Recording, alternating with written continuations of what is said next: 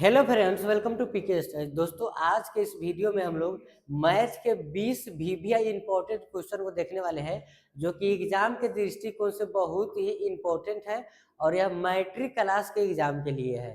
तो अगर आप भी मैट्रिक क्लास में हैं तो इस वीडियो को जरूर देखिएगा। इसमें इस प्रकार का क्वेश्चन आएगा कि आपके एग्जाम से जरूर टकराएगा। ठीक है, आप इसको वीडियो को पूरा देखिए। अंत में जो है कुछ इम्पोर्टेंट बात को बताएंगे जो बहुत ही महत्वपूर्ण है। ठीक है, जो आपके एग्जाम के लिए बहुत ही महत्वपूर्ण है। अगर आप इस वीडियो को पूरा देखते हैं तो आपको ऐसा बात पता चलेगा जिससे जो है आपको एग्जाम देने में बहुत आसानी पड़ेगा और बहुत सारा नंबर आ सकता है। पहले आप यह वीडियो देखिए और आपको जब बताया जाएगा तो आपको पता चलेगा कि रियल में जो बात बताया जा रहा है 100% यह जरूरी है और हम लोग के लिए बहुत ज़्यादा जरूरी है। अगर आपका नंबर 70% आने वाला है और अगर आप इस वीडियो को पूरा देखते हैं तो 75 से ज़्यादा गारंटी आएगा। इसका हम गारंटी ले रहे हैं, यानी कि जितना आपका क्वेश्चन आने वाला है, मतलब नंबर आने वाला है मैथ में, उससे 10% ज़्यादा नंबर आएगा अगर आप इस वीडियो को पूरा देखते हैं तो। ठीक है, चलिए स्टार्ट करते हैं। पहला प्रश्न है, यदि दो संख्याओं का HCF एक हो तो वे संख्या क्या कहलाती है। यानी कि अगर दो संख्या है और दोनों का HCF एक है, HCF किसका एक आता है, तो जो संख्या में भागा नहीं लगेगा तो क्या होगा, अभाज्य संख्या अगर होगा तो उस संख्या जो है उसका वह जो है अभाज्य संख्या होगा तो उसका HCF एक आएगा, या परस्पर अभाज्य के भी एक आएगा। सम और विषम तो ये गलत हो जाएगा। ठीक है, मान लीजिए 15 विषम है, ठीक है, और 25 भी विषम है तो इसका तो HCF 5 आ जाएगा, तो ये गलत हो गया। सम भी गलत हो गया। यहाँ पर अभाज्य सही हो जाएगा। क्या हो जाएगा, अभाज्य। और इसमें हम लोग एक और ही ऑप्शन देखते हैं, परस्पर अभाज्य। परस्पर का मतलब स अभाज्य। अगर यह स अभाज्य है तो स अभाज्य संख्या के भी HCF एक ही आता है। स अभाज्य संख्या के HCF कितना आता है, एक आता है। और आप लोग को पता होगा स अभाज्य संख्या क्या होता है। और यह भी क्वेश्चन कितना बार पूछ चुका है कि निम्नलिखित में से कौन सा अभाज्य है। तो देखिए, अगर मान लीजिए 16 है और 9 है तो इस सह अभाज्य है। क्यों, क्योंकि 16 में 2 से भागा लगेगा, 4 से भागा लगेगा, 8 से भागा लगेगा, 16 से भागा लगेगा, और 9 में 3 से भागा लगेगा और 9 से भागा लगेगा। तो इसमें भागा लगेगा, इसमें भी भागा लगेगा, लेकिन दोनों में कुछ कॉमन है क्या, नहीं है। तो यही सह अभाज्य। समझ में आ गया। सह अभाज्य का मतलब होता है कि ऐसी संख्या दोनों होना चाहिए जो कि दोनों में आपस में किसी संख्या से भागा नहीं लगेगा। मान लीजिए किसी भी संख्या से दोनों आपस में, मतलब दोनों विभाज्य नहीं होगा, एक विभाज्य होगा दूसरा नहीं होगा, यानी दोनों भाज्य होना चाहिए, लेकिन एक संख्या से दोनों भाज्य नहीं हो सकता है। इसी को हम लोग स्वअभाज्य संख्या कहते हैं। चलिए अगले प्रश्न को देखते हैं, समझ में आया होगा। और अगला हम लोग का प्रश्न है, किसी बहुपद के शून्यक ग्राफ में किस अक्ष पर स्थित होता है। यानी अगर कह रहा है कि मान लीजिए बहुपद है, ठीक है, x और y है, ठीक है, इसका शून्यक ग्राफ में किस अक्ष पर आता है, शून्यक, यानी कि इसका जो शून्यक होता है x के मान, अगर x के मान हम लोग ज्ञात करें तो x अक्ष पर रहेगा। कहाँ पर रहेगा, x अक्ष पर। चलिए अगले प्रश्न को देखते हैं हम लोग। अगला प्रश्न है, यदि दो रेखाएं एक दूसरे को काटती है तो रैखिक समीकरण के हल कितने होंगे। यानी कि दो रेखाएं एक दूसरे को काट रही है, दो रेखाएं क्या कर रही है, एक दूसरे को काट रही है।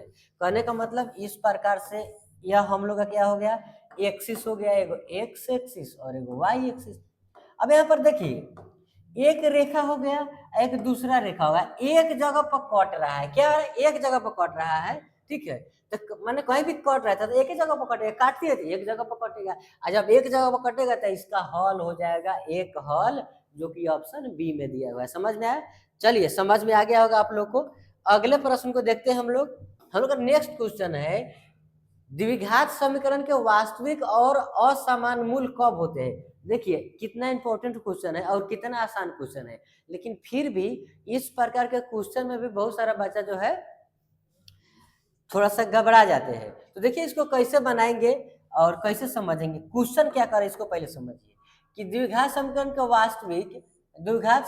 के वास्तविक और समान मूल कब होते हैं। वास्तविक और असमान, गलती से समान पढ़ लिया, असमान है, ठीक है। चलिए आप लोग समझते हैं। तो देखिए अगर d बराबर 0 हो जाता है, अच्छा d बराबर आपको फॉर्मूला पता होना चाहिए। d बराबर फॉर्मूला क्या होता है, B square minus 4ac। D बराबर क्या फॉर्मूला होता है, बी स्क्वायर माइनस 4ac होता है, ठीक है। और डी बराबर 0 है, डी बराबर क्या है 0, तो यह जो है इसका वास्तविक और समान होगा, असमान नहीं होगा, वास्तविक और समान होगा। लेकिन डी बराबर अगर 0 से बड़ा आ गया, 0 से ज्यादा आ गया डी के मान, तो यह क्या हो जाएगा, तो यह हो जाएगा वास्तविक और असमान। वही डी के मान 0 से कम आ जाएगा, 0 से कम आ जाएगा, ये आ गया तो वास्तविक और समान, ये वास्तविक और समान बराबर आ गया। तो अगर डी के मान 0 से ज्यादा आ गया, 0 से ज्यादा, तो वास्तविक और असमान। और 0 से कम, और 0 से कम का मतलब क्या हुआ, माइनस में, डी के मान आ गया अगर माइनस में, तो यह वास्तविक नहीं होगा, अवास्तविक होगा, काल्पनिक होगा या आभासी होगा। आभासी, काल्पनिक, अवास्तविक एक एक को बोलते हैं, तीनों एक ही है, बोलने का तरीका अलग है, ठीक है, यानी उसी का पर्यायवाची नाम है। तो 0 से ज्यादा अगर हो गया डी के मान, 0 से ज्यादा, तो वास्तविक और असमान होगा। तो ये तो गलत हो गया ऑप्शन ए। क्यों गलत हो गया, क्योंकि ये वास्तविक और समान हो जाएगा। अच्छा, डी के मान, डी जो है छोटा है 0 से, जो 0 दिखाई दे रहा है, इस 0 से डी का मान छोटा है, इसका मतलब क्या हुआ है, इसका मतलब है कि 0 से कम हो गया डी, तो माइनस में डी हो जाएगा, तो ये भी नहीं होगा, ये तो आभासी हो जाएगा। और 0 से बड़ा है डी, यही हम लोग का सही जवाब हो जाएगा। वास्तविक और असमान के मतलब इसका आंसर वास्तविक संख्या आएगा, लेकिन असमान का मतलब दो को जो आंसर निकलेगा द्विघात बहुपद में या द्विघात समीकरण में, तो दोनों अलग अलग निकलेगा। एक्स का मान 2 आ गया, 4 आ गया, माइनस में आ गया, प्लस में आ गया, उससे कोई मतलब नहीं है, लेकिन दो को संख्या निकलेगा, दोनों अलग अलग निकलेगा, तो उसको वास्तविक और असमान बोलते हैं। अगर डी के मान 0 से कम आएगा तब ऐसा होता है, ठीक है। डी के मान 0 के बराबर आता है तो दोनों एक ही आएगा, एक्स के मान 2 आ गया, चाहे एक्स के मान 2 को 3 आ गया, कुछ भी आए लेकिन बराबर आएगा। समझ में आया होगा, चलिए आप लोग को समझ में आया होगा। अगले प्रश्न को देखते हैं। समांतर श्रेणी का अंतर डी किसे दर्शाता है, डी जो है किसको दर्शाता है, तो डी दर्शाता है उसके बीच के अंतर के, जिसको अनुसार अंतर बोलते हैं या पदांतर बोलते हैं, या फिर क्या बोलते हैं, कर्मागत पदों के अंतर, कर्मागत पदों के अंतर, इसी को हम डी बोलते हैं।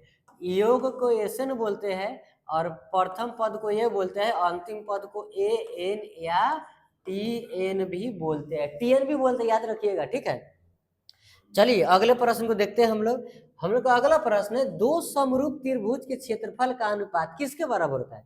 समरूप त्रिभुज है और उसके क्षेत्रफल के अनुपात किसके बराबर होता है, तो क्षेत्रफल के भुजाओं के अनुपात के बराबर। तो क्षेत्रफल में तो लंबाई गुणे चौड़ाई हुआ रहता है, और लंबाई गुणे चौड़ाई का मतलब उसका इकाई के क्या हो रहा है, स्क्वायर हो रहा है, माने वर्ग हो रहा है, हिंदी में क्या हो रहा है, वर्ग हो रहा है। भुजाओं के अनुपात के वर्गों के बराबर, बिल्कुल करेक्ट जवाब हो गया, क्या हो जाएगा, वर्गों के बराबर, ऑप्शन बी में है। समझ में आया क्या, वर्गों के बराबर, तो ये सब गलत है, ठीक है। चलिए अगले प्रश्न को देखते हैं। अगला प्रश्न है,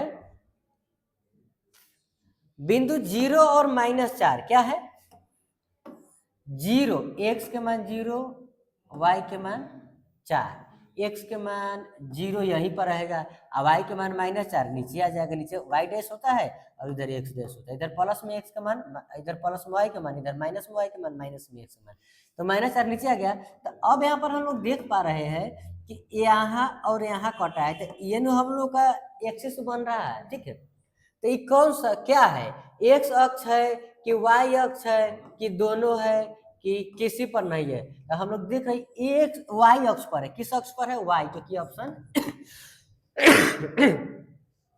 ऑप्शन बी इसका बिल्कुल सही जवाब है, ठीक है। चलिए हम लोग अगले प्रश्न को देखते हैं, समझ में तो आप लोग को आ गया होगा। हमको देखिए अगला प्रश्न क्या है, साइन ओवर ईड के मान क्या होगा, इतना आसान क्वेश्चन है तो आप लोग को पहले से आता होगा साइन ओवर ईड के मान, और नहीं आता होगा तो याद कर लीजिएगा, क्योंकि एग्जाम में जो है आप सोचिए कि जाएंगे वहां पर, कोई बच्चा होगा वहां पर तो उसमें से चीट कर लेंगे, आप जिसके लिए सोच के जाइएगा कि उसमें से चीट करेंगे, और वो आपके इंतजार में बैठा होगा कि वो आएगा चलवा तो हम चीट करेंगे, आप कहिएगा ओकरा से चीट करेंगे, आप पता चलेगा कि सब से सब दूसरा के पाया तकते रह जाइए, सब वैसन के मिलेगा, ठीक है। इसीलिए क्या कीजिए कि आप जो है अपना तैयारी कीजिए, किसी और के भरोसे नहीं रहिए, ठीक है। दूसरा के भरोसे नैया पार नहीं होता है, अपना भरोसा पर कीजिए, दूसरा का फॉर्मूला बता देगा। फॉर्मूला अपने से याद कीजिए, साइन 90 डिग्री का मान क्या होगा, 1 होगा, ठीक है। साइन 90 डिग्री का मान कितना होगा, 1 होगा। फॉर्मूला याद कीजिए। अगर आपको शॉर्टकट में ट्रिक चाहिए फॉर्मूला, तो बहुत सारा वीडियो आप लोग देख सकते हैं यूट्यूब पर भी, और मेरे भी चैनल पर है, जिसमें 0 1 2 3 4 सबके बाटा में 4 लिख करके उसको रूट से काटा करके बनाए हुए थे, तो उसको देख सकते हैं। अगर अभी भी नहीं समझ में आता तो एक कमेंट कर सकते हैं, बताइए, तो आपको मिल जाएगा वीडियो। केवल कमेंट करना है कि हमको ये चीज चाहिए। अगर आप लोगों को कोई भी क्वेश्चन समझना है तो डिस्क्रिप्शन में नंबर मिलेगा, वहां से आप मैसेज कीजिए, व्हाट्सएप पर कोई भी क्वेश्चन भेजिए। अगर मैट्रिक वाला है तो इस वाला में हर संडे के संडे आप लोगों का क्वेश्चन चलेगा, बोलिएगा तो लाइव भी करा देंगे। लाइव में केवल आप लोग क्वेश्चन बोलिए, उसी समय उसको बता करके बनाएंगे, ठीक है। चलिए अगले प्रश्न को देखते हैं। किसी वृत्त की सबसे बड़ी जीवा क्या कहलाती है। सबसे पहले ये देखिए कि वृत्त अगर हम लोग बनाएंगे, ठीक है, चलिए एगो वृत्त बना लेते हैं। मान लीजिए ये वृत्त है, ठीक है, अच्छा कार का वृत्त बन गया, तो अच्छा वृत्त बनाना होगा ना, इस प्रकार से एगो वृत्त बना लिए। सबसे बड़ा जो जीवा है, ये क्या, इसमें बहुत सारा जीवा होता है, लेकिन जो सबसे बड़ा होता है वो डी होता है। डी मतलब व्यास होता है, और उसको आधा कर देता त्रिज्या होता है। तो त्रिज्या नहीं होगा, क्योंकि त्रिज्या तो आधा नहीं रहता है। तो यहाँ पर हम उससे पूछ रहा है सबसे बड़ा क्या होगा, तो डी हो जाएगा, पूरा हो जाएगा डी, आधा आर होता है, तो व्यास। ऑप्शन बी में दिया, ठीक है, ऑप्शन बी सही जवाब है। चलिए स्टार्ट करते हैं अगले प्रश्न को। अगला प्रश्न है, यदि किसी घटना की प्रायिकता 1 हो तो घटना कैसी है। देखिए घटना का प्रायिकता 0 से 1 के बीच में रहता है। अगर 0 है तो गलत बात, 1 है तो सही बात, और दोनों के बीच में है तो पता ना गलत है कि सही, दोनों में से कुछ भी हो सकता है, मतलब गलती हो सकता है, सही हो सकता है। अगर 0.80 है, मतलब 80 मान लीजिए, तो इसका चांस ज्यादा है सही होने का। अगर वही 0.20 मतलब 2 है, तो इसका चांस कम है सही होने का। समझ गए, तो इस प्रकार से। तो बताइए 1 अगर है तो बिल्कुल सही बात है, निश्चित।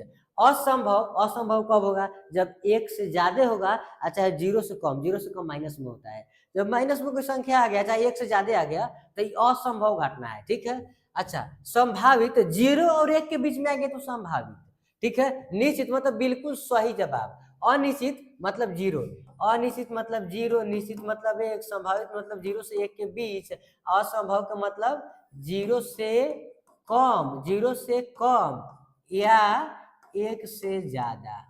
बस इतना ही बात याद रखना है, बन जाएगा इतनी, ठीक है। चलिए अगले प्रश्न को देखते हैं हम लोग का अगला प्रश्न है, किसी बहुपद की डिग्री 2 हो तो अधिकतम शून्य कितने होंगे। 2 होगा, जितना डिग्री होता है शून्य। चलिए अगले प्रश्न को देखते हैं हम लोग। 2 लंबवत रेखाओं के ढाल का गुणनफल क्या होता है, -1 होता है। क्या होता है, -1। इसके बाद अगला प्रश्न को हम देखते हैं। अगला प्रश्न है, cos 0 डिग्री का मान क्या होगा। तो वो पहले ही बता दिया कि फॉर्मूला याद रखिएगा। cos 0 के मान और sin 90 के मान बिल्कुल बराबर होता है, उल्टा हो जाता है, आप लोग को पता भी होगा। तो देखिए यहाँ पर क्या हो जाएगा, cos 0 का मान 0 नहीं होगा, 1 होगा। कितना बचा, 0 को मार देगा धाए से, आंसर गलती आ जाएगा, तो गलती आ जाएगा दूसरे का। चलिए अगले प्रश्न को देखते हैं। किसी त्रिभुज के कोनों का योग कितना होता है। किसी त्रिभुज के तीनों कोनों का योग कितना होता है, तो 180 होता है। सीधे करा कोनों का योग मतलब सब कोण के जोड़ेंगे, 2 का थोड़े जोड़ेंगे, सबको जोड़ेंगे, और सब का योग हो जाएगा 180। अच्छा, अब कभी मान लीजिए गलती से पूछ दिया चतुर्भुज के चारों कोनों का योग क्या होता है, तो चतुर्भुज के चारों कोनों का योग कितना होता है, 360 होता है। बस इतना बात याद रखना है, ठीक है। त्रिभुज के तीनों कोनों का योग 180 होता है। चलिए अगले प्रश्न को देखते हैं। यदि किसी वृत्त की त्रिज्या आधी कर दी जाए तो क्षेत्रफल कितना रह जाएगा, यानी कि वृत्त की त्रिज्या के आधा कर दिया जाए। चलिए पहले हम लोग यह देखते हैं कि मान लीजिए किसी वृत्त की त्रिज्या r है, ठीक है, तो r है तो इसका क्षेत्रफल क्या हो जाएगा, r² हो जाएगा। लेकिन इसको आधा कर देंगे, लिख देंगे r/2। क्या लिख देंगे, r/2। अब देखिए ध्यान से, जैसे इसको r/2 किए, तो अभी क्या मान लीजिए कि πr² फॉर्मूला होता है, तो इसमें लिखेंगे πr/2 इसका स्क्वायर, तो बराबर क्या हो गया, πr/2 की जगह r के स्क्वायर ऊपर हो गया, और नीचे 2 दूना 4 हो गया। तो यहाँ पर 1/4 हो गया, मतलब कि जितना आंसर आना चाहिए उसे 4 हिस्सा कम हो जाएगा। क्या हो जाएगा, 1/4 ऑप्शन बी में दिया हुआ। समझ में आया क्या, अगर ज्यादा भी कहेगा 2 गुना कर दिया जाए तो 4 गुना ज्यादा हो जाएगा। लेकिन अगर कोनो बड़का संख्या दे दिया 10 5 दे दिया तो हम क्या करेंगे, उसको स्क्वायर कर देंगे, जितना आ जाएगा उतना ही आंसर हो जाएगा। जैसे कि मान लीजिए यहाँ पर दूध दिया रहा था, दूध में 4 गुना हो जाता, 5 दिया था 5 25 गुना हो जाता। बस इतना ही याद रखना है, जितना कहेगा उसका स्क्वायर कर देना है, शॉर्टकट टेक्निक है। अगला प्रश्न देखिए, निर्देशांक ए और 0 किस अक्ष पर स्थित है। इस प्रकार का भी क्वेश्चन देता है, ए और 0। बच्चा सब सोचता है इसमें तो 2 गो देवे किया है ए और 0, जो इंटेलिजेंट बच्चा होगा उसको तो आ रहा होगा, सोच रहा होगा गर्दा उड़ा दिए। लेकिन जो तक भौत का होगा उसको लग रहा होगा समझ में नहीं आया। लेकिन अगर यहाँ पर आया तो आपको गारंटी समझ में आएगा। देखिए ध्यान से, ये हम लोग का एक्स एक्सिस है और ये वाई एक्सिस है, इतना तो पता आप लोग को पहले से है। ए एक्स का मान ए है, ए कहाँ पर है, अब हमको ये नहीं समझ में रहा है कि यहाँ पर लिखे कि यहाँ पर लिखे कि यहाँ पर कि यहाँ पर, ये केने लिखे, ए केने लिखे, ए के मान तो दिया नहीं, लेकिन कहो ना कहो एक्स पर ही होगा, क्योंकि पहले का मान किसका होता है, एक्स का मान होता है, तो ये कहाँ होगा हमको पता नहीं। लेकिन वाई के मान 0, वाई के मान 0 का मतलब यही पर 0 होगा। अब बताइए 0 होगा हिया बा, एक्स का मान हिया में के ना वो होगा, तो हयन हो गया। तो ये जो है कौन एक्सिस है, एक्स एक्सिस है, कौन एक्सिस है, एक्स एक्सिस, जो कि ऑप्शन ए में है। ठीक है, समझ में आया। चलिए अगले प्रश्न को देखते हैं हम लोग का अगला प्रश्न है, यदि एपी में डी ऋणात्मक हो तो श्रेणी कैसी होगी। यानी कि डी ऋणात्मक है, डी क्या है, ऋणात्मक है। मान लीजिए डी ऋणात्मक है तो डी के मान माइनस में 2 है। मान लीजिए एग्जांपल के लिए मान लेते हैं हम लोग, तो डी के मान माइनस में 2 है। मान लीजिए 10 है तो अब घट के 8 हो जाएगा, तो 6 हो जाएगा, तो 4 तो घटते जा रहा है कि नहीं घटते जा रहा है, तो ऋणात्मक होगा तो घटते जाएगा, धनात्मक होगा तो बढ़ते जाएगा। बस धनात्मक का मतलब प्लस है, तो ऋणात्मक है तो जो है समांतर श्रेणी घटते घटते जाएगा, घटते घटते। ठीक है, चलिए अगले प्रश्न को देखते हैं हम लोग। अगला प्रश्न है tan 45 का मान क्या होगा, tan 45 के मान 1 होगा, tan 45 के मान 1 होगा, फॉर्मूला आप लोग को पता होगा। अगले प्रश्न को देखते हैं, किसी वृत्त की त्रिज्या और व्यास का संबंध है। किसी वृत्त का त्रिज्या और व्यास का संबंध क्या है। तो देखिए वृत्त की त्रिज्या होता है r, मान लीजिए इसको हम वृत्त बना दिए, इतना पर से इसको r बोलते हैं, इसको भी r बोलते हैं, तो माने ये पूरा होता है d, तो r अब फिर एगो और r जोड़ते हैं तो आता है d, तो एगो r 2r is equal to d हो गया, माने 2r बराबर d हो गया। तो r बराबर लिखेंगे d/2, या तो ई सही हो जाएगा ऑप्शन में दिया होगा, या तो ई सही हो जाएगा। तो r बराबर d/2 दिया है क्या, देखिए r बराबर d/2 ऑप्शन 1 में ही दिया हुआ है, ऑप्शन 1 सही जवाब है। ठीक है, आप लोग समझ में आया होगा। अगला प्रश्न को हम लोग देखते हैं। अगला प्रश्न है, असंभव घटना की प्रायिकता का मान क्या होगा। असंभव घटना का मतलब क्या होता है, जो घटना संभव ही नहीं है, तो जो घटना संभव ही नहीं है वो हो जाएगा -1, काहे कि एक सही घटना, गलत घटना, आधा सही आधा गलत। तो चलिए हम लोग समझ गए, 20 क्वेश्चन को आज देखने वाले थे। जो बोनस था वो बोनस यह है कि एग्जाम में कितना क्वेश्चन आएगा, 100 गो ऑब्जेक्टिव, और जवाब कितना आपको देना है, 50 गो।